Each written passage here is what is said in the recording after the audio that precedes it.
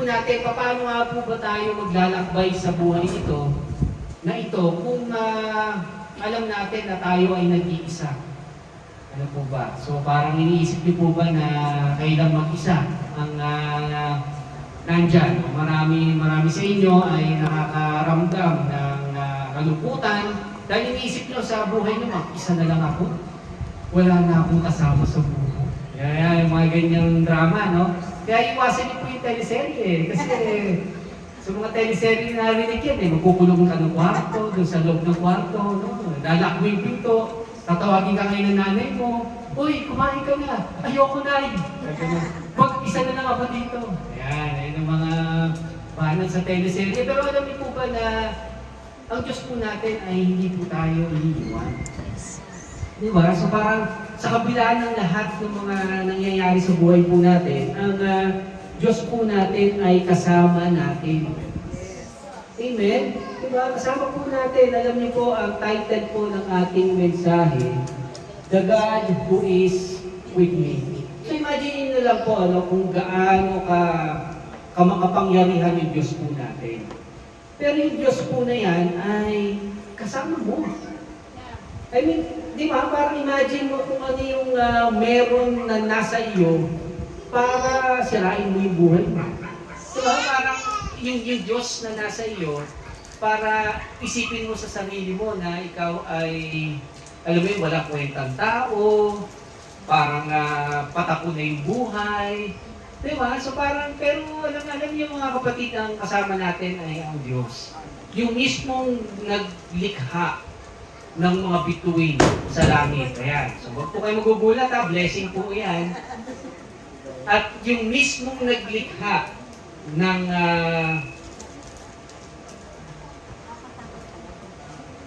hello?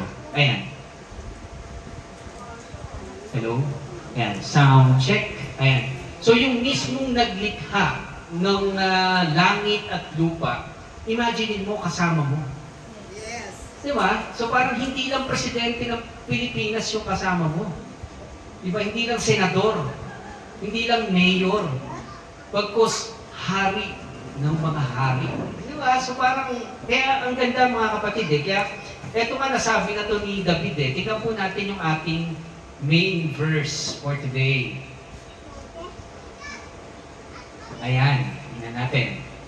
Ang main verse po natin ay nasa Acts o Gawa. Ito ang sinabi ni David na para rin sa kanya. Ito po yung sabi ni Haring David alam ko ang Panginoon ay lagi kong kasama at hindi niya ako pinababayaan. Kaya hindi ako nangamba. So, ipatandaan niyo po itong verse na to. So, imagine niyo paano pa kayo mangangamba sa buhay natin ngayon kung ang kasama natin ay ang Diyos mismo. Diba?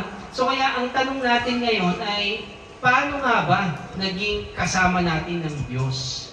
O paano nga ba na nangyari na kasama natin ng Lord? Wala naman si David laging nagtatanong sa akin, nasa na si Jesus? Kailan ba babalik si Jesus? Di ba? Parang ganun lagi yung question, di ba? Pero alam niyo mga kapatid, ang Panginoon po ay makapangyarihan. So kaya po ngayong hapon ito, tingnan po natin, ang Diyos po ay iisang Diyos pero mayroong tatlong persona. Tama po, yan po yung pinaniniwalaan natin. May mga ibang nagsasabi po na ang Diyos ay isa lang. Pero wala na siyang persona. Ibig sabihin, si Jesus Christ ay hindi Diyos at wala ring banal na Espiritu. Pero tayo po naniniwala na sa iisang Diyos, meron pong tatlong persona. Ano po ito? Ang Diyos Ama, ang Diyos Anak, at ang Diyos Espiritu. Ayan po ay nagkakasundo-sundo naman po tayo dyan. Wala naman po siguro Muslim dito. Sa Muslim po kasi ay hindi sila naniniwala na ang si Jesus ay Diyos at ang Holy Spirit ay Diyos. Okay? So wala rin naman po siguro INC dito. Yung incomplete, kasi kulang nga. Incomplete sa kanila. Dahil Ang si Kristo sa kanila ay hindi Diyos. Okay? Si Kristo sa kanila ay ginawa lang ng Diyos. Okay? So parang may mga ganon. Pero tayo po ay naniniwala na mayroong iisang Diyos sa tatlong persona. Okay? God the Father, God the Son, and God the Holy Spirit. So nangyari po dito, ang banal na Espiritu ang kasama natin. Hindi man natin nakikita si Jesus mismo, pero ang kasama natin ay ang Holy Spirit. Naniniwala po ba kayo doon? Yes! Kung naniniwala kayo, paki-tap ang inyong katabi. May Holy Spirit ka. Pakisabi. Yan, may Holy Spirit ka. Nagising na kasi natap na eh. Nagulat eh. Oo. So, tingnan po natin, alam niyo po, nung nakaraan, di ba, resurrection, no? Ang nangyari nung resurrection ay si Jesus ay nagpakita pa sa kanyang mga alagad. Di ba? At maraming nakakita kay Jesus Christ. At after po noon, siya po ay umakyat papuntang langit. So, tingnan po natin yon sa Marcos 16. Ay, napunta dito.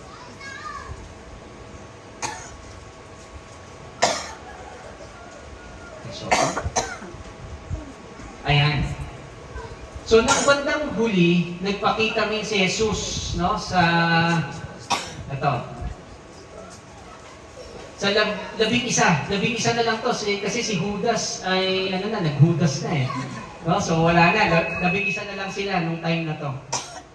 So, habang kumakain ng mga ito, pinagsabihan niya ang mga ito dahil sa kawalan nila ng pananampalataya at saka tigasan ng kanilang puso. So, ito yung mga disipulo, no? Dahil hindi sila naniwala sa mga nakita sa kanya matapos na muli siyang mabuhay. So, parang ayaw pang maniwala nun, di ba? Yung mga disciples.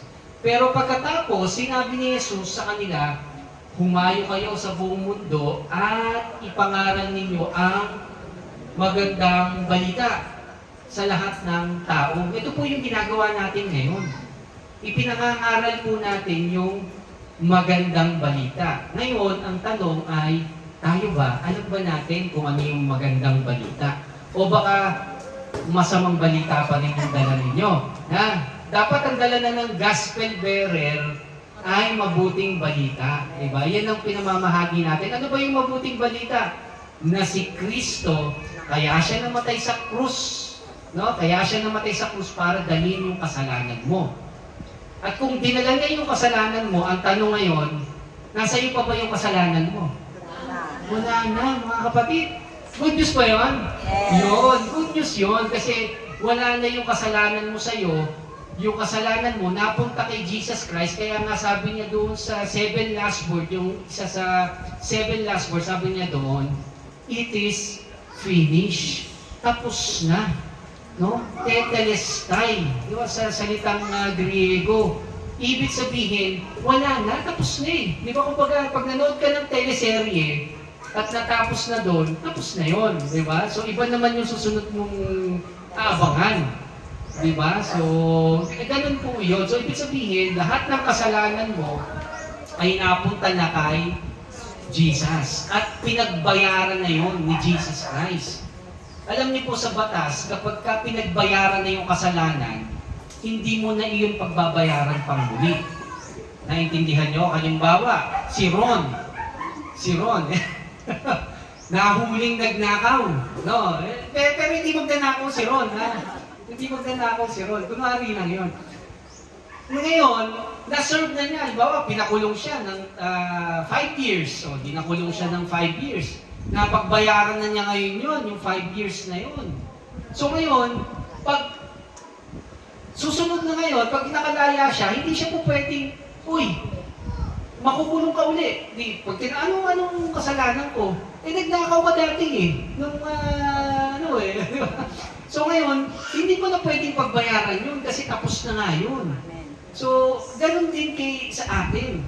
Kaya si Satanas, alam nyo, ang pangalan ni Satanas, yung Satanas na yan, di ba? Ang pangalan niyan ay Hasatan. Ang ibig sabihin po ng Hasatan ay accuser.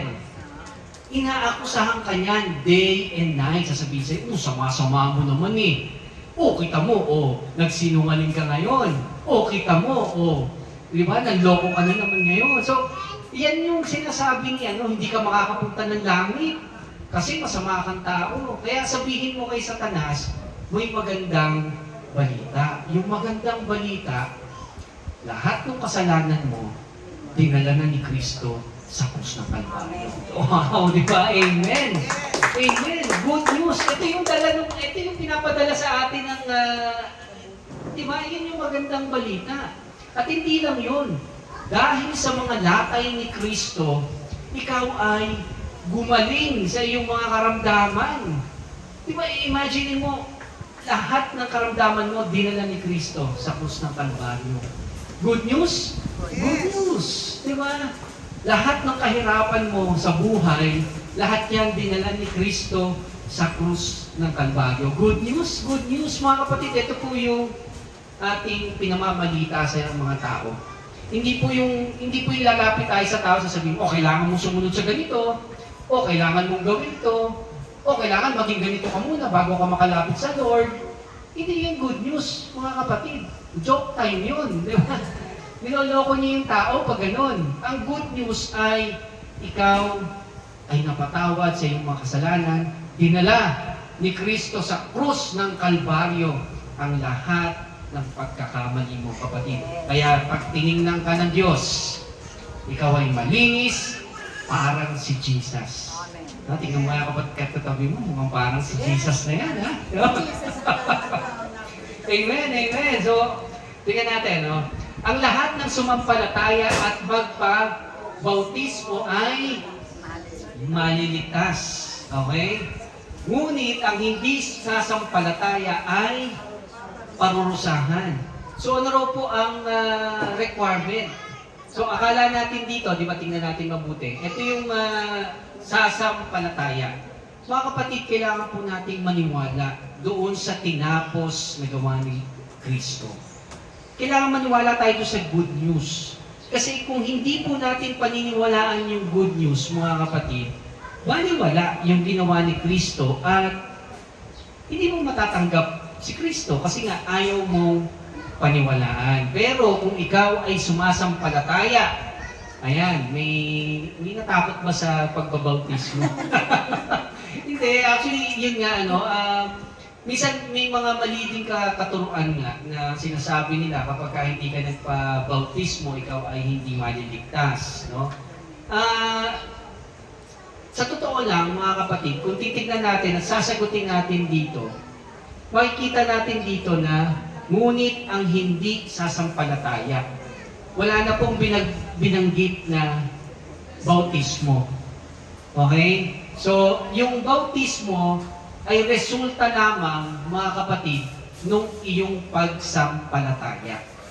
Naintindihan po? So, kung ikaw ay nananampalataya at tunay na naniniwala na ikaw ay pinatawad ng Diyos, na ikaw ay tumanggap kay Kristo, ikaw ay magpapabautismo. Okay, kaya yung mga unang Kristiyano noon, sila po ay nagpapabaptize. Bakit? Kasi para ipakita sa buong mundo na sila po ay kabilang kay Kristo. Di ba? Kumbaga parang sa mag-asawa. Di ba kung mag-asawa kayo, gusto nyo kayo ay makasal at ipakita sa mundo na kayo ay mag-asawa na. Di ba? Yun po yung ibig sabihin noon. So, kaya wag po kayong matakot at ito po ay hindi sapilitan. Opo, pero sa June 8, meron po tayo. Sa June 8, kaya kung kayo po ay, alam niyo po yun, ninanais niyo talaga na alam niyo, sabihin sa mundo na ako ay kabilang kay Kristo. Mga kapatid, ito po ay sinasabi natin na hindi relihiyon. Minsan, ang akala natin, ay pagka nagpabaptize ako ay religion yan. So parang hindi, mga kapatid. Ang sinasabi lang po natin dito ay ang sinasabi ng Bible. So sinasabi po ng Bible, kung tayo po ay sumasampalataya, tayo po ay magpapabautismo. Yan po ay nasulat sa Marcos 16 verse 16. So, clear po tayo doon, ano? Ito po ay hindi sapulitan, pagkos ito po ay pag-acknowledge. Ito po ay pagpapakita sa mundo na kayo ay kaisa kay Kristo. So, malinaw po, wala po itong sapulitan. At ito ang mga palatandaang makikita sa mga taong sumasampalataya sa akin sa pamamagitan ng aking kapangyarihan. Magpapalaya sila ng masasamang espiritu. Mga kapatid, kung tayo po ay tunay na nananampalataya kay Jesus, no? Anong sabi dito? Magpapalaya sila ng masasamang espiritu. Kaya kung meron sa gabi, mag-isa kayo, tapos may parang kumakatok, no? Palayasin mo. Diba? Oy, masamang espiritu, in Jesus name, umalis ka. Diba, huwag kang matakot. Diba, kaya alam niyo yun, yung mga multo, ayan, yung mga white lady na yan, gusto na kayong takutin kasi nga natatakot kayo. Diba, kaya, eto ang sabi, may, sa pamamagitan ng aking kapangyarihan. So, may kapangyarihan, mga kapatid. Ano yun? Magpalaya sila ng masamang espiritu. Huwag niyong hayaan na yung masamang espiritu ay, alam niyo, nabalahin kayo. Diba? So pag feeling nyo, natatakot kayo, mayroong parang yapak na palapit sa inyo, kung sabihin nyo, yung masamang espiritu, umalis ka in Jesus' name. Diba? Huwag mo pabayaang matakot yung sarili mo na, lalo na pag mag-isa ka sa gabi, diba? Huwag kang matakot, mga kapatid, kasi ikaw ay may kapangyarihan. Amen? So, pakisabi sa katabi mo, ikaw ay may kapangyarihan. Yes. Amen. Ano pa? Magsalita sila sa iba't ibang wika. Mga kapatid, nung unang Kristiyano, so bakit kinakailangan magsalita sa iba't ibang wika? Kasi sila ay iba't iba yung lahi. Tama, ano? Kasi, halimbawa, Kapampangan, tapos sa Bulacan. Siyempre, pag nag-usap yung dalawa, hindi magkakaintindihan. Kasi iba yung salita ng Kapampangan, iba yung salita ng mga tiga-Bulacan. Tama ba? So, kinailangan ito, magsalita sila sa ibang wika para maintindihan at maibahagi yung mabuting balita sa ibang lengguwahe. So, sa ngayon, may mga nangyayari pa nito. Lalo na doon sa mga nag-i-evangelize at sila ay nakakapagsalita sa iba't ibang wika at naiintindihan ito nung kausap nila.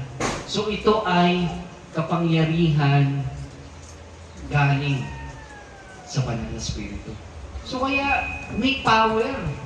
Kaya may power ka. Di ba? So, imagine mo yun. Kung dumampot man sila ng mga ahas o makainom ng anumang laso na hindi sila mapapahamak at gagaling ang mga may sakit na papatungan nila ng kanilang mga kamay. Mga kapatid, hindi sinasabi dito na uminom ka ng lason. Okay? So wala po tayo tinuturo. Sabi ni Pastor, uminom daw ako lason eh. So uminom ako. O kaya nagpakagat ako sa ahas. So hindi, huwag ka magpakagat sa ahas kasi baka hindi ka abutan sa anti-rabies or... Pero ang sinasabi dito, mga kapatid, dahil ikaw ay may banal na spirito, ikaw ay protektado.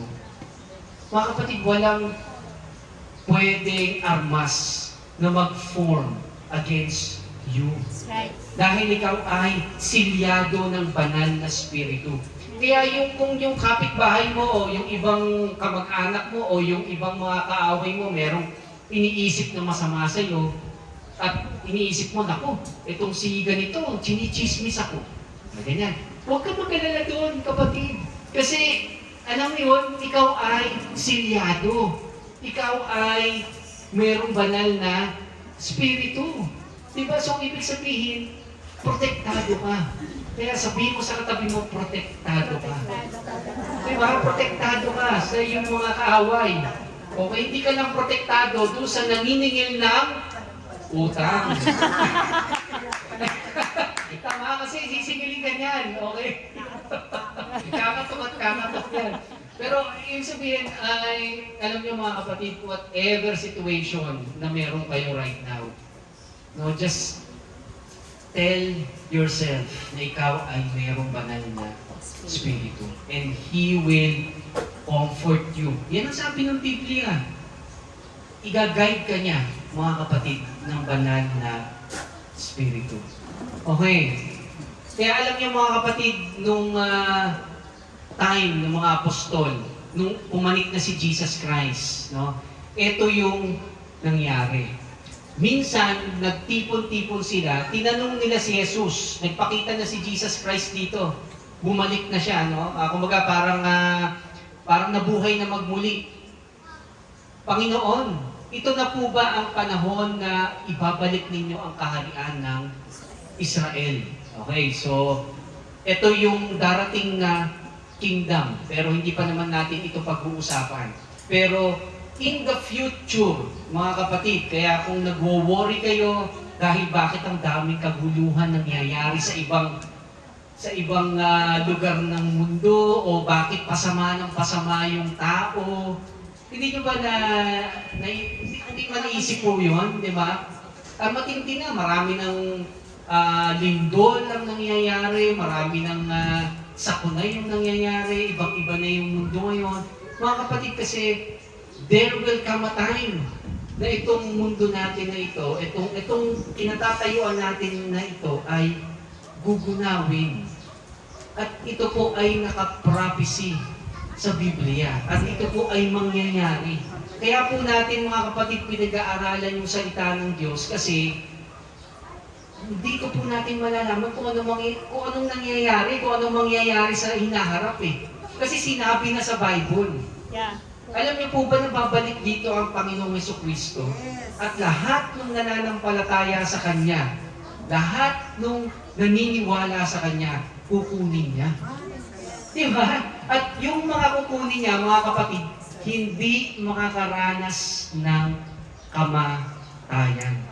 At ako naniniwala ako, etong generation natin na yun, yan ang ating pinagpe-pray. Kaya hindi na tayo mamamatay.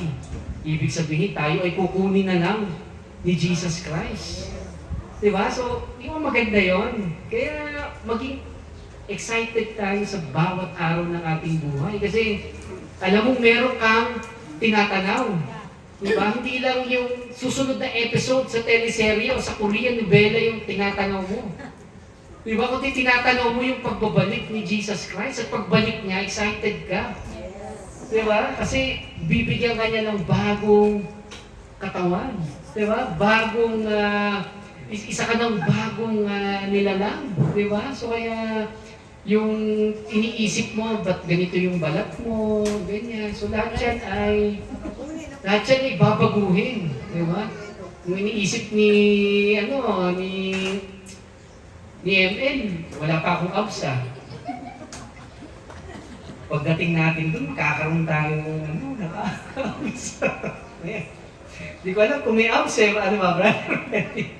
Baka magkaroon ng abs Pero ito po ay tumutukoy dun sa future kingdom. Darating si Jesus Christ dito at siya ay maghahari dito sa lupa. Okay, excited ba kayo doon? Grabe, yan yun, no? Yan, no? Kaharian ng Israel.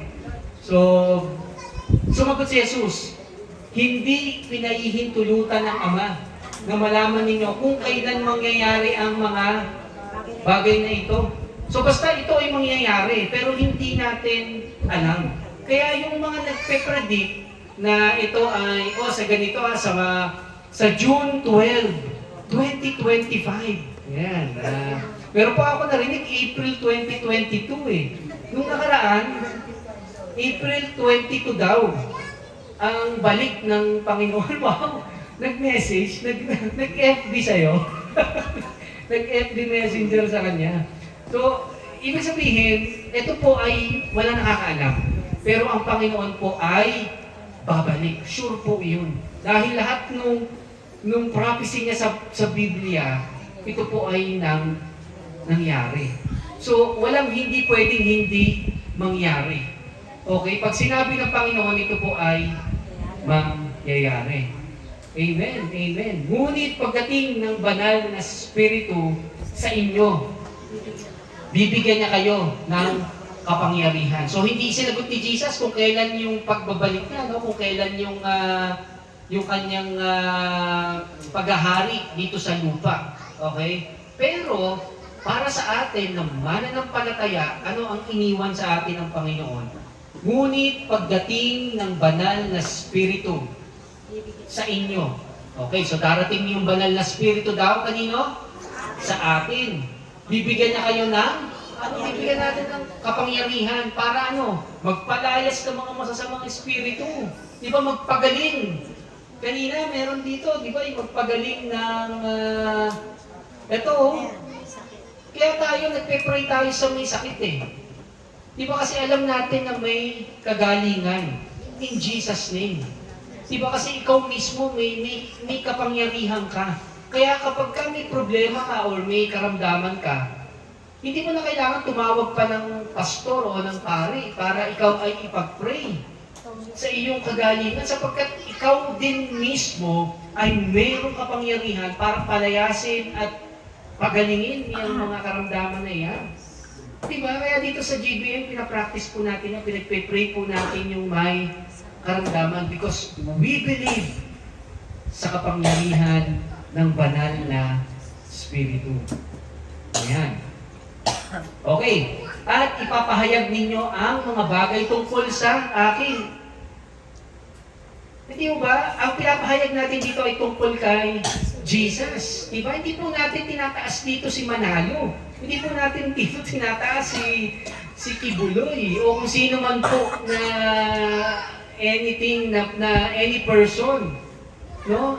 Hindi po natin tinataas. Ang tinataas lang po natin dito ay si Jesus. Kasi dito, sabi at ipapahayag ninyo ang mga bagay tungkol sa akin, kay Jesus. Diba? Mula rito, Jerusalem hanggang buong Judea, Samaria at hanggang sa buong mundo. So ang ipapahayag natin ay si Jesus. Ano yung ipapahayag natin patungkol kay Jesus? Yung tinapos niyang gawa. At ano yung epekto ng tinapos niyang gawa? Good news. So kaya ayan mga kapatid, ang sentro ng ating pag-aaral lagi. Kaya kung dito kayo lagi pumupunta mga kapatid, ang lagi niyong naririnig ay yung benepisyo na tinapos na gawa ni Jesus. Wala nang iba. Wala nang iba. Hindi ikaw ang bida dito, kapatid. Ang bida dito, si Jesus. Diba? Na nasa iyo dahil sa kanyang banal na Espiritu. Tuloy natin. Pagkasabi niya rito, dinala siya paitaas si Jesus. Okay, umakyat na siya, umakyat na pataas. At habang nakatingin sila sa kanya na pumapaitaas, tinakpan siya ng ulap at agad na nawala sa kanilang paningin. So umalis na si Jesus, no? Pagdating ng araw ng pista na tinatawag na Pentecostes. Okay, so nawala na si Jesus. Pumanik na. Pero after 50 days, mga kapatid, kaya siya Pente. No, Pentecostes, ang ibig sabihin niyan 50 days, no? Yan po ay isa sa mga piyesta sa Hudyo. Okay. So itong Pentecostes, nagtipon ang lahat ng mananampalataya sa isang bahay. So kaya kapatid, itong ginagawa natin, biblical po ito. Nagtitipon tayo sa isang bahay. Kasi akala natin yung, alam niyo yun, yung malalaking simbahan o yung malalaking auditorium, yun ang church. Mga kapatid, ikaw mismo yung church. Wow. Yes. Diba? Kaya pag yung dalawa sa inyo, sabi nga ni Sister Eva kanina, yung dalawa nagkatipon, ang Diyos ay nandoon. Yes. So, ibig sabihin, kung meron ka palang kasama na isa, Kayo ay, di ba? Kayo ay simbahan. Kayo yung church, mga kapatid. Kaya tayo dito, hindi tayo nakatingin dito sa building o kung saan mang lugar. Bagkus nakatingin tayo doon sa sarili natin dahil tayo yung mismong church. Tayo yung templo. Di ba? Pagka nakarinig ka ng templo, anong kailangan doon? Kailangan, di ba, dahan-dahan ka maglakad. Di ba? So parang dapat pinis yung kilos mo pag nasa templo ka. Kaso ang problema, ikaw yung templo.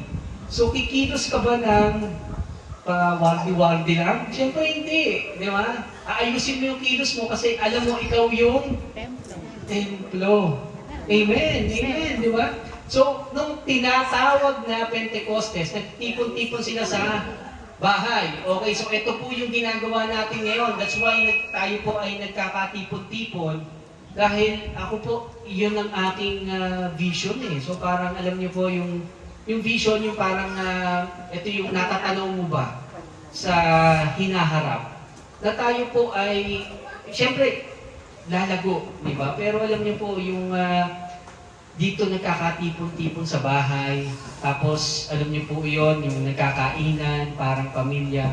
Ganito po yung ginagawa ng araw. Nung wala pang mga building na malalaki. Okay, so ito lang, dito lang talaga sila sa bahay. So, masaya ba kayo at nagtitipon-tipon tayo ngayon dito sa bahay? Ayan, sa bahay ng aking lola. Pwede kami sa ibang bahay naman. Oo, pwede sa susunod, sa ibang bahay naman. Sila Joan. Baka sa bahay nila Joan naman tayo, pwede. Yan. Habang nagtitipon-tipon daw sila. Yan, tuloy natin yung istorya, di ba? Umalis na si Jesus, tapos nung Pentecost daw ay sila ay nagtipon-tipon. Bigla na lang silang nakarinig ng ugong. Hindi po pagsabog ng mangga, no? Mula dito sa taas. Kundi yung ugong daw. Ayan, so parang tayo kasi bigla na lang pumuputok eh. Hindi ugong eh, di ba? Ayan. Nakatulad ng malakas daw na hangin. At puro ugong na lang ang kanilang narinig sa bahay ng kanilang pinagtitipunan. So parang ito, nagtitipon-tipon sila tapos meron daw dumating na ugong ng hangin. Pagkatapos may nakita silang ningas na apoy. Ayan o, may nakita silang ningas na apoy na parang mga dila na kumalat at dumapo sa bawat isa sa kanila. Ito po ang banal na Espiritu. Kaya paglapag mga kapatid ng banal na Espiritu sa mga disipulo, sa mga naniniwala kay Kristo mga kapatid, si Pedro, si Brother Pete, tumayo. Eto na, napuspos sila lahat ng banal na Espiritu. Napuspos sila nung Holy Spirit, dumating na. At nakapagsalita sila ng iba't ibang wika na hindi nila natututunan. Ang banal na Espiritu ang siyang nagbigay sa kanila ng kakayanang makapagsalita ng ganon. So, kahit hindi nila alam yung lengguwahe, halimbawa tayo mga Bulakenyo, tapos may bisita tayo ng mga Kapampangan. Imagine niyo nakapagsalita ka ng Kapampangan, hindi mo alam yung lengguwaheng Kapampangan. Diba ito ay dahil sa banal na Espiritu. So, di ba nakita niyo yung kapangyarihan na kayang gawin ng banal na Espiritu sa buhay ng bawat isa sa atin. Na sa ngayon, dahil sa unbelief, minsan, dahil hindi ka na lang naniniwala, parang totoo ba yan? Nangyari ba talaga yan? Nagkaroon ba talaga ng ganyan? Mga kapatid, totoo po ito. Sapagkat hindi lalaganap yung gospel kung hindi po nangyari yan. Paano magkakaintindihan? Tama ba? Paano mo mai-relay yung mensahe ng biyaya kung hindi maintindihan ng kausap mo? Di ba? Nakapampangan, ikaw Bulakenyo, ikaw, tapos makipag-usap ka sa share mo yung gospel. Tapos, ha? Ano sinasabi mo? Hindi mo maintindihan. Malis ka na nga. Di ba? Parang gano'n, di ba? Pero nagkaintindihan sila. Ang galing, di ba? So yan ang kapangyarihan ng banal na Espiritu. Nagbibigay sa kanila ng kakayanan para magsalita ng ganoon. Kaya tumayo si Pedro. Ayan na, si Brother Pete tumayo. Kasama ang 11 apostol at nagsalita ng malakas. Mga kababayan ko, hindi si Francis Magalona ito. Ay, ito nangyari. Kaya ito yun. Natawa kasi si paayos yung ating ano. Ayan, ayan. Yun. Ayan. So, mga kababayan ko, no? Yung nasabi ni, kaya si Francis Magalona, tingin ko, dito kinuha to eh. So, tumayo si Pedro. No? Sumigaw siya, mga kababayan ko, mga Hudyo. At kayong lahat na nakatira sa Jerusalem, makinig kayo sa akin. Dahil papaliwanag ko kung ano ibig sabihin ng nangyayaring ito. Kasi nga nagsasalita na sila ng iba't ibang wika eh. Diba? So parang, diba sinasabi na nila yung gospel, sineshare na nila yung gospel, tapos naiintindihan ng ibang lengguwahe. Kaya sabi ni Pedro, ipapaliwanag ko. Itong mga tao na to hindi lasing yan. Okay, kaya tingnan mo yung katabi mo, hindi lasing yan. Okay? Hindi lasing yan. Mali ang inyong akala na lasing ang ang mga taong ito. So mga kapatid, hindi sila lasing. Dahil alas 9 pa lang ng umaga. Alas 9 pa lang ng umaga. Pero dito sa atin, hindi na nakakapagtaka na alas 9 pa lang ng umaga, lasing na.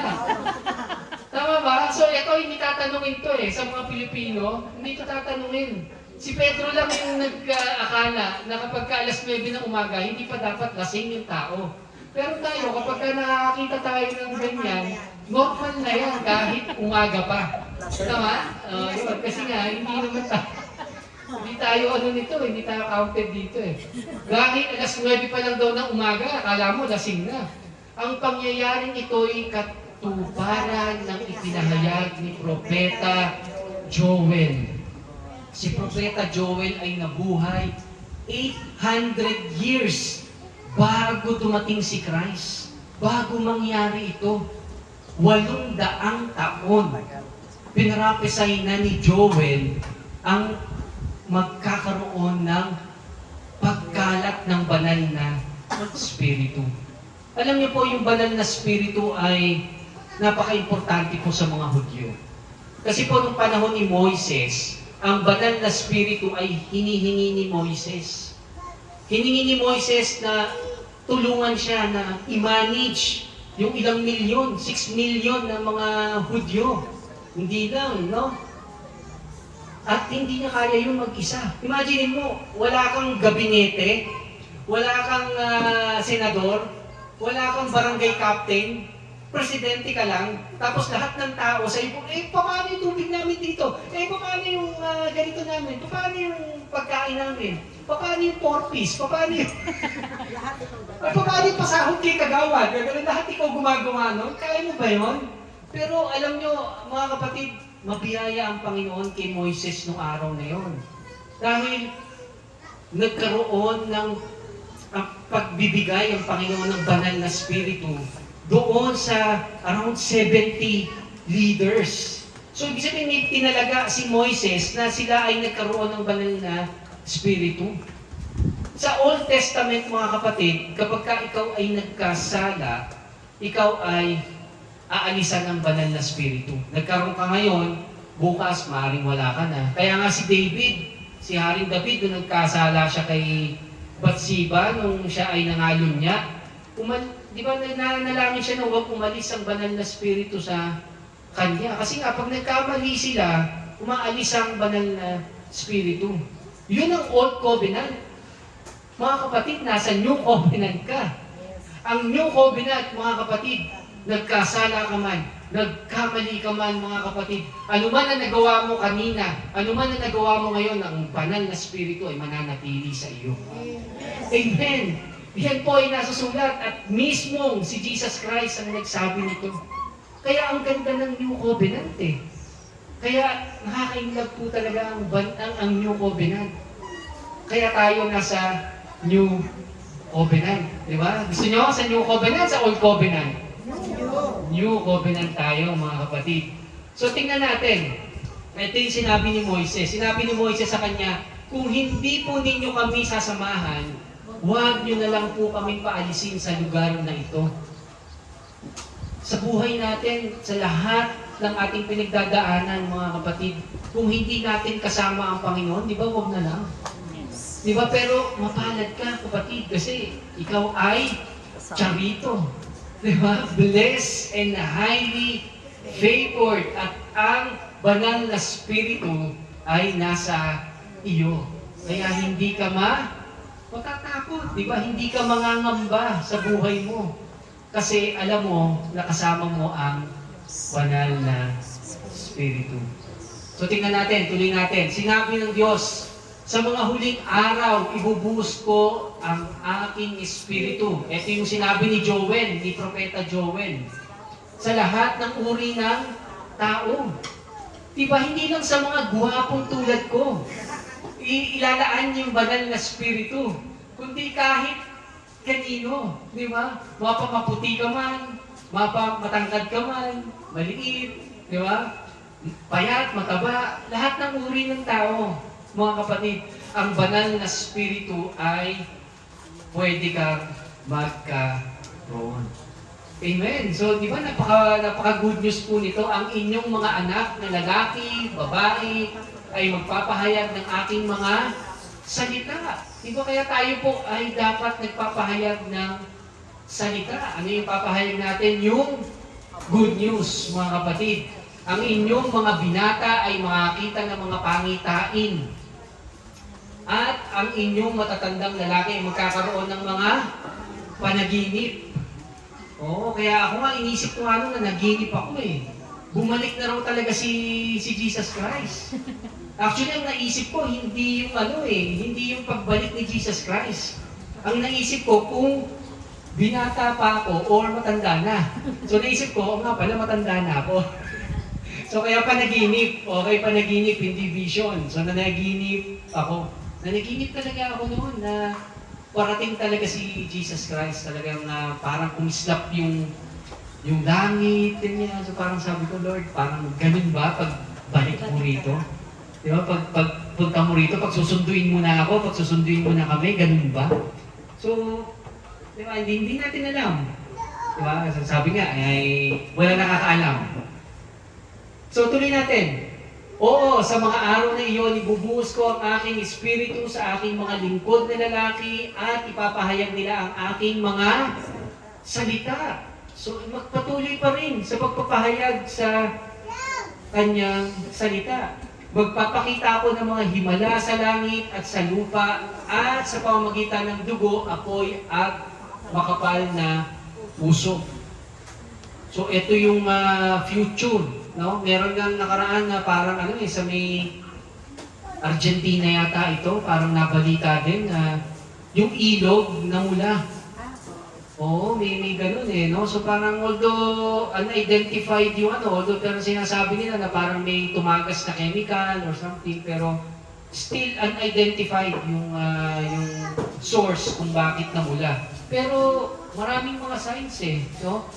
So, pero mapalad tayo, ito yung pinakamaganda rito. Sige, basahin natin tingnan nyo Magdidilim ang araw at ang buwan ay pupula katulad ng dugo. Mangyayari ito bago dumating ang kamangha-manghang araw ng paghahatol ng Panginoon. So pupula daw yung araw. Di ba? Magdidilim yung araw at pupula yung yung buwan. So, pero, ito ang good news, mga kapatid. Basahin natin ang good news. Ngunit ang sino man tatawag sa Panginoon ay maliligtas sa parusang darating. Wow! Diba? So, ikaw, mga kapatid, ano pang hinihintay mo? Diba? Pwede kang tumawag sa Panginoon at ikaw ay maliligtas sa kaparusahan na darating. So, ibig sabihin, tatawag lang ako sa Panginoon? Yes, mga kapatid. Di ba? Pag tumawag ka sa Panginoon, ngayon din, didingding ka niya. Ngayon din, ano man yung sitwasyon mo, di ba? Tutulungan ka niya kasi alam mo, di ba? Alam niya na ikaw ay naniniwala sa Kanya. Kapatid, yun yung kailangan natin ngayon Marami sa atin ang ayaw nang pumunta sa ganitong gawain kasi akala nila parang uy, baka masunog ako dyan, di ba? Uy, baka ganito yung mangyari sa akin, baka matunaw ako dyan. Mga kapatid, hindi po nanununog ang Panginoon. O, kaya ang Panginoon po natin ay Liligtas. mabait at nagliligtas. Di ba? Hindi kanya pababayaan. So bakit ayaw magpunta ng tao sa ganitong gawain, sa Bible study o sa simbahan? Kasi natatakot sila doon sa gagawin ng Panginoon sa kanila. Dahil sa tinuturo ng relihiyon. Kasi ang relihiyon, ituturo sa iyo, pag masama kang tao, huwag kang lalapit sa Diyos. Kasi susunugin ka ng Diyos. Di ba mga kapatid, nakakalungkot, di ba? Pero ang dapat nating pinipresenta sa mga tao, sa mga nawawala, sa mga naliligaw ng landas, na ang Diyos ay nagliligtas. Di ba? Kahit na anong sitwasyon meron ka, ang Diyos ay nagliligtas at hindi ka pababayaan dahil safe ka sa darating na parusa. Okay? Amen? Nakuha niyo po? Nakuha niya? Nakuha? Ayan. So nagpatuloy si Pedro sa pagsasalita. Mga kababayan kong Israel, makinig kayo sa akin. Si Jesus na taga Nazaret ay sinugo ng Diyos sa inyo. At pinatotohanan ito ng Diyos sa pamamagitan ng mga himala at kamangahamanghang ginawa niya sa pamamagitan ni Jesus. Alam niyo mismo ang mga ito dahil ang lahat ng ito ay nangyari rito sa inyo. Tuloy natin. Alam na noon pa ng Diyos na itong si Jesus ay bibigay sa inyo at ganito na talaga ang kanyang plano. Ipinapatay niyo siya sa mga makasalanang tao na nagpako sa kanya sa krus. So ang Diyos may plano na. Nung nagkasala pa lang si Eva at si Adan, nung time na kinagat pa lang nila yung, hawakan pa lang nila yung prutas na ipinagbabawal, yung solusyon dun sa problema na yun, nakalaan na. Eh no, alam na noon to. Alam na noon pa ng Diyos na ang taong nilikha niya ay magkakasala. Si Eva at si Adan. Pero ganun pa man, inilaan niya ang kanyang buktong na anak para sa iyo at para sa akin. Di ba? Di ba good news yun? Imagine niyo, lahat tayo dapat impyerno ang bagsak. Di ba? Mas mainit pa, medyo lumamig na nga ngayon eh, no? Pero parang mas mainit pa dito yung nung mga nakaraan, medyo mainit eh, di ba? Kala mo, nasa impyerno kami. Pero wala ka pa sa impyerno noon, no? Kasi nga sabi ay may kaligtasan. So ang Diyos natin ay mabuti. Hindi po masama ang Diyos natin. So imagine niyo, di ba? So alam na niya noon pa man, nung nagkasala pa man si Eva at si Adan, alam na niya kung anong solusyon. At ang solusyon doon ay ibigay yung kanyang anak para sa iyo, para sa akin. Di ba? Love. Love ka ba ni Lord? Yes! Diba? So parang, hindi mo sasabihin, love ba ako ni Lord? Eh kasi bakit ganito nangyayari sa akin? Eh bakit ganito? Iniiwan ako ng jowa ko. Eh bakit ganito? Bagsak-bagsak ko sa grade. Di ba? So parang, bakit ganito? Hindi ako makakuha ng trabaho. Mga kapatid, mahal ka ng Diyos. Ibinigay niya yung kanyang bugtong na anak sa iyo.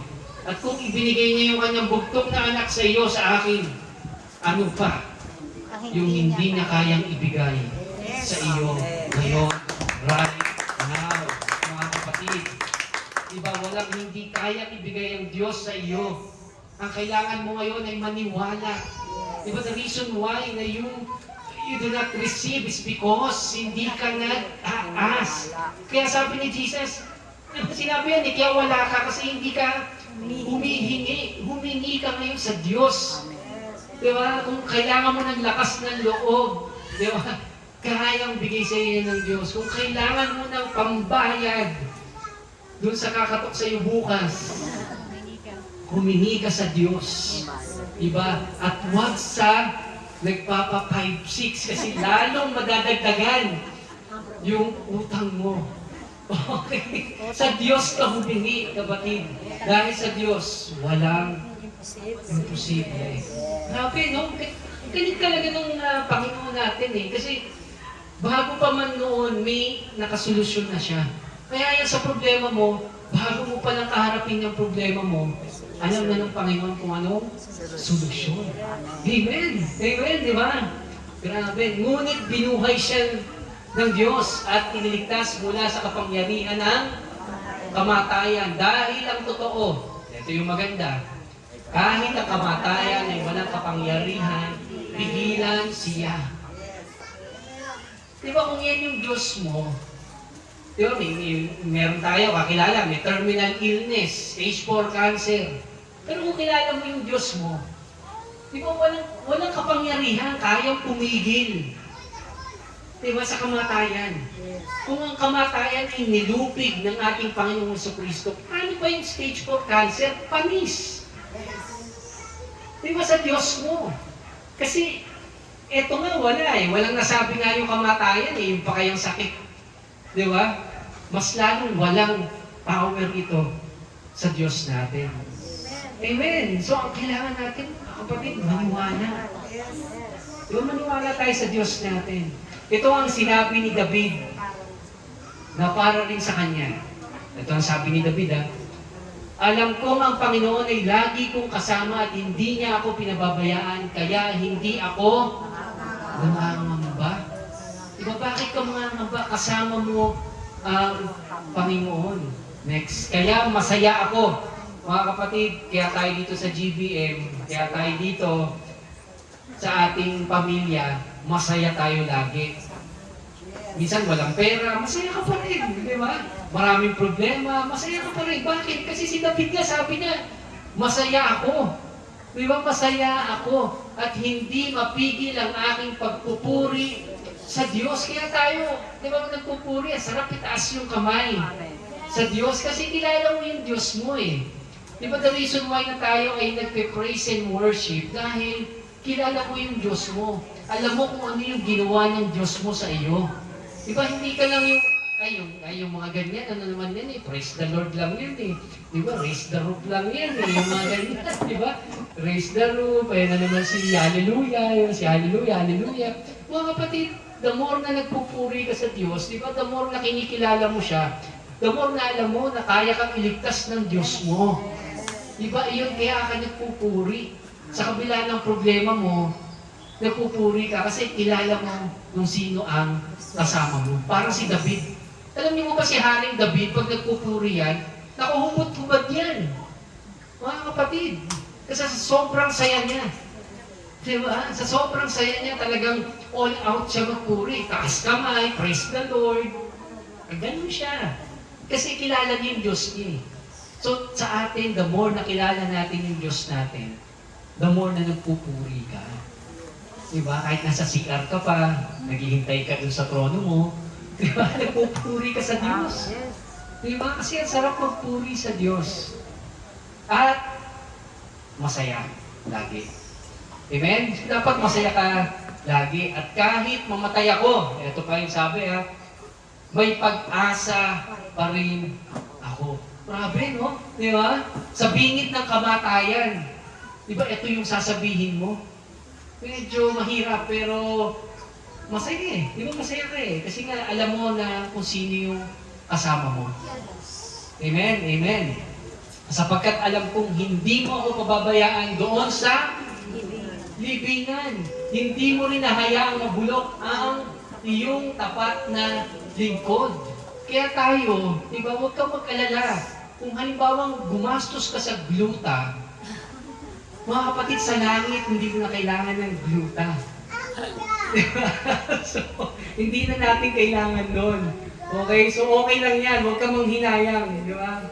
Na gumastos ako eh. Nagparetoke ako eh. Ganito eh. So, mas maganda pa yan pagka ikaw ay nakay Kristo. Amen! Amen! Amen! So, hindi tayo mabubulok. Itinuro mo sa akin ang daan patungo sa buhay at dahil sa palagi kitang kasama, masayang masaya ako. Di ba, grabe yung sabi ni David, ano? Talagang masayang masaya siya. Kahit na anuman yung kanyang problema, masaya siya. Kasi alam niya na kasama niya ang Diyos. Nang marinig iyon ng mga tao, tumagos ito sa kanilang puso. Eto na, Kaya nagtanong sila kay Pedro at sa kanyang kasamahang mga apostol, mga kapatid, ano ang dapat naming gawin? Okay? Kaya tayo dito sa GBM, pag kami po ay nag-share, meron tayong laging life application. Diba? Meron tayong mga life application. Ano ba yung gagawin natin? Ano ba yung kailangan natin gawin matapos nating marinig ito? Diba? Kaya yung mga taong ito, nung pagkatapos silang marinig yung sermon ni Pedro, ito yung tanong nila, mga kapatid, ano ang dapat namin gawin? So kaya ang tanong sa atin ngayon, ano ang dapat natin gawin? So mamaya, makikita natin sa life application. Okay. Sumagot si Pedro sa kanila, magsisi ang bawat isa sa inyong mga kasalanan at magpa-bautismo sa ngalan ni Jesus, Jesucristo, at mapapatawad ang inyong kasalanan at matatanggap ninyo ang regalo ng Diyos na walang iba kundi ang banal na Espiritu. Sino dito ang gusto ng banal na Espiritu? Amen. Grabe, di ba? Pinangarap ito ni Moises. Pinangarap ito ni David. Pero sa atin, abot kamay na natin ang banal na Espiritu. Di ba? Binigay sa atin, bumuhos. Tayo yung katuparan ng sinasabi ni Propeta Joel. Nasabi niya, bubuhos ang banal na Espiritu sa panahong iyon. At yung panahong iyon ay ito. Ngayon yun. Amen. So, sino ang ayaw magkaroon ng banal na Espiritu? So, di ba, ang ganda. Ang ganda na meron kang kasama ang banal na Espiritu. Pero ano daw ang dapat gawin? Kung wala ka pa kay Kristo, at kung hindi mo pa tinatanggap si Kristo, ikaw ay nararapat na magsisi sa ating mga kasalanan at magpa-bautismo. So mga kapatid, ito po ay una, magsisi sa ating mga kasalanan. Tanggapin natin si Jesus. At kung tayo ay tumanggap na kay Jesus Christ, di ba? Tayo ay nakatanggap na. Kasama na natin ang banal na Espiritu. At kung kasama mo na ang banal na Espiritu, at kung ikaw ay nagkamali, karoon ka ng problema after mong ikaw ay tumanggap sa Diyos at kay Jesus Christ, mga kapatid, ang banal na Espiritu, ipapaalala niyan sa iyo na ikaw ay banal, na ikaw ay karapat-dapat sa mata ng Diyos. Dahil lahat ng kasalanan mo ay napunta na kay Jesus. Amen. Bayad na. Fully paid. Yun ang sasabihin sa iyo ng banal na Espiritu. Kaya kapatid, importante na meron kang banal na Espiritu. Sapagkat ang banal na Espiritu ito ay ipinangako para sa inyo at sa inyong mga anak at sa lahat ng taong nasa malayo, sa lahat ng tatawagin ng Panginoon nating Diyos na magsisilapit sa Kanya. So kayo ay tinawag, kaya kayo ay nandito. Kaya ano pa ba ang gagawin natin, di ba? Ang gagawin natin, tanggapin natin yung banal na Espiritu. Amen? Kasi hindi aksidente na ikaw ay nandito. So sa lahat ng tatawagin ng Panginoon, ikaw ay tinawag ng Panginoon, kaya ka napunta dito. Hindi to aksidente na ikaw ay pinilit. Maring una, pinilit ka. Pero nung marinig mo ito, mga kapatid, ito ang gawa ng Diyos sa iyo, sa buhay mo. Na ikaw ay pumunta dito, makarinig ng salita ng Diyos, at tumanggap kay Kristo at magkaroon ng banal na Espiritu. Ano ang meron kapag meron kang banal na Espiritu? Ikaw ay may authority sa mga dyablo. Paalisin mo yan. Ikaw ay may authority sa iyong sakit, sa iyong karamdaman, sa iyong problema. Malis ka dyan. In Jesus' name. Dahil ikaw ay mayroong banal na Espiritu. Marami pang ipinahayag si Pedro para patunayan sa kanila ang kanyang sinabi. At hiniling niya sa kanila, iligtas ninyo ang inyong sarili sa masamang henerasyong ito. Maaaring yung paligid mo ay masama. Hindi mo alam kung ano nangyayari. Pero mga kapatid, ikaw na mayroong banal na spirito, anuman yung paligid mo, ikaw ay may kapayapaan. Amen? Kasi isa yan sa bunga ng banal na spirito. Yung love, yung joy, yung peace, yung kindness, yung gentleness, yung faithfulness, yung self-control, lahat yan ay kasama doon sa banal na spirito. At kung may banal na spirito ka, meron ka ng love, meron ka ng peace. Di ba? Ano man yung problema. Di ba? Napakasaya nun na mabuhay ng mayroong ganun. Marami ang naniwala sa kanyang mensahe at nagpabautismo agad. Agad-agad ha? Agad-agad talaga. Bakit? Kasi naniwala sila eh. Kasi they believe doon sa sinasabi ni Pedro na kapag ka sila ay nagsisi sa kanilang mga kasalanan, tanggapin si Jesus at magpabautismo, sila ay ligtas. Naniwala sila kay Pedro. At ngayon ba, sa sitwasyon mo ngayon, do you really believe that God, no, siya yung nagpapunta sa iyo dito? At kung ikaw yun, mga kapatid, ano pa ba ang gagawin mo? Di ba? Tanggapin ang banal na Espiritu. Nang araw na iyon, mga 3,000 tao ang nadagdag sa mga mananampalataya. 3,000! Diba? Imagine mo, 3,000. Tayo kailan kaya tayo magiging 3,000? Ha? 3,000. Yung na-save. Diba? 3,000 kagad. Alam nyo, doon sa Old Covenant, kung binigay yung 10 Commandments, alam nyo ba nung pagkalapag ng 10 Commandments, 3,000 yung namatay. Bakit? Kasi sumamba sila doon sa Diyos-Diyosan eh. 3,000 yung namatay. Pero, dito sa New Covenant, mga kapatid. Old Covenant nung Old Covenant, binaba ng Diyos, binigay ni hawak ni Moses yung kanyang tablet, iPhone, yung kanyang tablet, dalawa daw yun, nakasulat yung 1 to 5, 6 to 7, 6 to 10, 10 commandments, dala-dala ni Moises. 3,000 yung namatay, ha? Bakit? Kasi nilabag na nila kagad yung kauna-una ang commandment na huwag kang sasamba sa Diyos-Diyosan eh. Di ba? So, pero sumamba sila. Pero, pagdating sa New Covenant, mga kapatid, ilan ang nasave? 3,000. Grabe, palakpakan natin ang Panginoon. Di ba, napakaganda talaga ng New Command, ng New Covenant.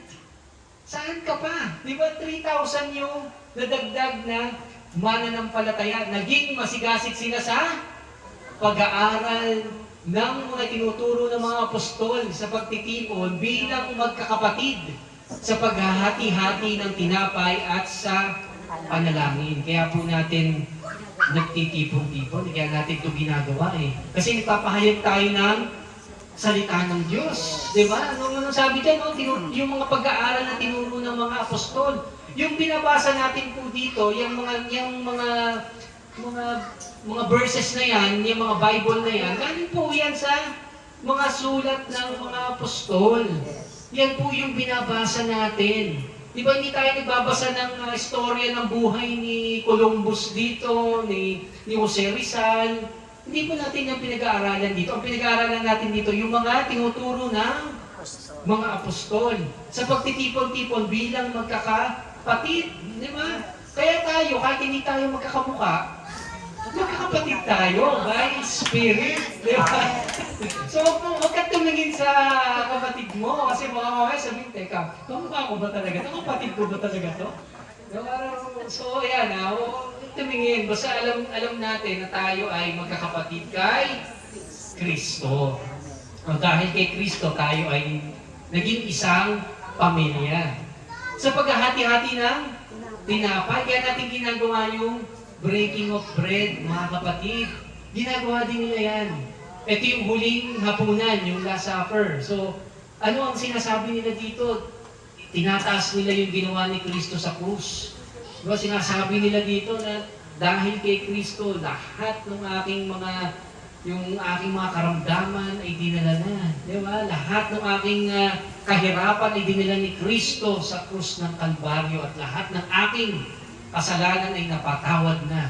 Dinidiscern nila yung body ni Jesus. Diba? Ano pa? At sa panalangin. Kaya tayo dito, lagi tayong nananalangin. Meron tayong opening prayer. Meron tayong prayer para doon sa mga nag-birthday, nag-anniversary. Diba? Yung tumama sa wedding, kahit ano. Pinagpe-pray natin yan. Panalangin. So, paano nga ba? No, naging kasama natin ng Lord. So, di ba kanina napag-usapan natin, bakit ba? Paano nga ba? So mga kapatid, sinagot ito ni Jesus. Ito ang sabi ni Jesus, dadalangin ako sa Ama upang kayo ibigyan niya ng isa pang patnubay. Okay? Na magiging kasama ninyo magpa-kailanman. Pag sinabing magpa-kailanman, paano? Hindi yung may ganun sa kamay yun, ha? Ni sino yung magpakailanman? Mel Chanco, hindi ganun yun, ha? Pag sinabi rito, kasama natin, magpakailanman. So, tignan natin ngayon, sino ba yung tinutukoy ni Jesus dito? Ito ang sabi ni Jesus, siya ang spirito ng katotohanan na hindi matanggap ng sanlibutan sapagkat siya ay hindi nakikita ni nakikilala ng sanlibutan. Ngunit nakikilala nyo siya sapagkat siya'y nasa inyo at siya'y mananatili sa inyo. Amen. Kilala mo ba ngayon ang banal na Espiritu? Amen. Anong sabi ni Jesus? Si Jesus ang nagsabi nito. Hindi si Manalo, mga kapatid. Hindi si Tubuloy. Ang sabi ni Jesus, mananatili sa inyo. Paano kung nagkasala ako? Ang sabi ni Jesus, mananatili sa inyo. Paano kung ganito yung ginawa ko? Ang sabi ni Jesus, mananatili sa inyo. Hindi nakabase sa kung ano yung ginawa mo, kapatid. Nakabase ito lahat sa pangako na binitawan ng ating Diyos para sa iyo, mga kapatid. So, ganun mabuti ang ating Panginoon. Kaya, huwag kang mag-worry. Ang Holy Spirit ay kasama mo. Amen.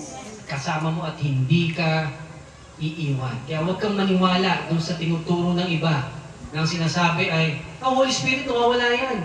Kapag ka mabuti kang tao, nasa iyo Holy Spirit. Pagka gumawa ka ng mali, hindi na uli sa iyo yan. Di ba? Parang gumawa ka ng santan. She loves me na. She loves me. Hindi po ganon. Okay? Ang pinagbabasihan po natin ay sinasabi ni Jesus. Jesus itself. So paano ba natin ito matatanggap? Sinagot na natin kanina, sabi ni Peter, repent and let every one of you be baptized in the name of Jesus Christ for the remission of sins, and you shall receive the gift of the Holy Spirit. Talikuran natin, mga kapatid, yung kasalanan natin, kalimutan na natin kung anong nangyari. Paano kung ganito yung nangyari sa atin? Di ba, meron nga story ito sa Bible, 6 yung asawa niya, di ba? Paano pagka ganun, mapapatawad pa ba yun? Di ba? So parang, akala natin, yung mga ganung kasalanan ay sobrang laki. Di ba? Pero sa Diyos, wala pong imposible. Ano man yung kasalanan mo before, ano man yung nagawa mo, ang Diyos natin ay mapagmahal. At ang pangako niya sa iyo ay yung Holy Spirit ay hindi mawawala sa iyo. Amen. Sabi pa niya, he who believes and is baptized will be saved, but he who does not believe will be condemned. So, sino yung na-condemn? Yung hindi naniniwala kay Jesus. So, sino yung wala ng condemnation? Yung naniniwala kay Jesus. Amen. Amen. So, ito na yung sagot natin dun sa ating life application. Ano ba ang dapat nating gawin? Di ba? Nakita natin. So, una, tandaan na nasa atin ang banal na spirito. Lagi mong sasabihin yan, kung ikaw ay mananampalataya, lagi mong sinasabi na nasa akin ang banal na spirito. Okay? Number 2, tayo ay may kapangyarihan dahil sa banal na spirito. Diba? Kaya mo magpalayas ng demonyo. Diba? Huwag mo nang iasa pa kay pastor o kaya huwag mo nang iasa pa sa mas banal sa iyo. Pare-parehas lang tayong banal dahil kay Kristo. Amen? So, diba? Kung kailangan mo ng immediate, ikaw mismo. Dahil ikaw ay may kapangyarihan ng banal na Espiritu. Magpabautismo bilang deklarasyon ng iyong relasyon sa Panginoon. Hindi naman po ito sapitan, katulad nga nung sinabi ko kanina. Pero ito po ay deklarasyon kung ano yung meron ka kay Kristo, ano yung merong relasyon kayo right now. Diba? So kung sinasabi mo na talagang, grabe, alam ko na mahal ako ng Diyos. Alam ko na meron akong banal na Espiritu. Lord, ready ako. Ready akong iproklama yan sa mundo na ako ay sa'yo at ikaw ay akin na. Kanta yan, kanta. Okay, patuloy na magsama-sama sa gawain ng Panginoon. Kaya po natin ito ginagawa mga kapatid kahit alam niyo po yung may mga nagdo-donate ng pagkain para lang di ba makapag-share mga kapatid, ito po ay very much appreciated po sobra. Kaya ang Diyos po ang nagbabalik po sa atin ito. Pero ang importante po ay tayo ay magsama-sama sa gawain ng Panginoon. Makinig po tayo ng salita ng Diyos. Magbasa po tayo, ganyan. So marami pong mga mensahe na pwede tayong marinig sa YouTube, sa social media right now. Pero piliin niyo po yung inyong papakinggan, no? So at least ngayon ay unti-unti natin na itatama yung mga maling katuruan. So kaya pag sinasabi sa inyo, nawawala yung bukas save kayo, baka susunod hindi kayo save. So at ngayon alam niyo na pag kayo ay nakay Kristo, hindi mawawala ang inyong kaligtasan dahil hindi nawawala si Holy Spirit sa inyo. Amen. Okay.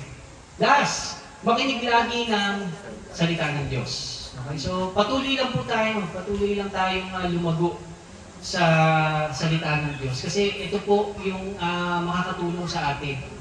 Kung pinapakain po natin yung ating physical na katawan, dapat din po ay pinapakain natin yung ating spiritual na katawan. Okay, kasi pagka hindi po natin ito pinakain, magiging malnourished. Alam niyo naman yung malnourished, di ba? Payato, di ba? So baka magkakasakit. So kaya wag po nating hayaan at pabayaan na yung ating espiritu ay walang nakakain salita ng Diyos. Sabi nga ni Jesus ay hindi lang sa tinapay nabubuhay ang tao, bagko sa bawat salita na namumutawi sa bibig ng ating Panginoon. At ito po salita ng Diyos ay galing sa Kanya. Kaya mga kapatid, ano po ang big idea? Kung ikaw ay nga kay Kristo, ako ay may banal na Espiritu. So meron kang Holy Spirit. Amen! Amen! So kung ikaw ay naniniwala na ikaw ay may Holy Spirit o kung ikaw man, iniisip ko ngayon kung paano mo tatanggapin itong Holy Spirit na ito. No? Sabayan mo ako sa panalangin. Pwede bang tumayo ang bawat isa?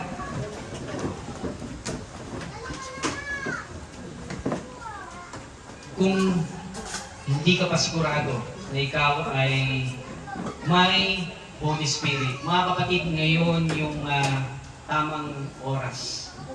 Dahil hindi namimili ng oras ang banal na Espiritu. Mga kapatid, siya ay nais na makasama ka. Siya ay tunay nga na nagmamahal sa iyo. At nais niya na magkaroon ng relasyon sa iyo. Kung wala ka pang relasyon at wala ka pang banal na Espiritu, wala kang relasyon kay Jesus, wala kang Holy Spirit, now is the time to accept. Sabayan mo lang ako sa panalangin ito at damhin mo lang itong panalangin na ito. Ariin mong panalangin mo na rin. No?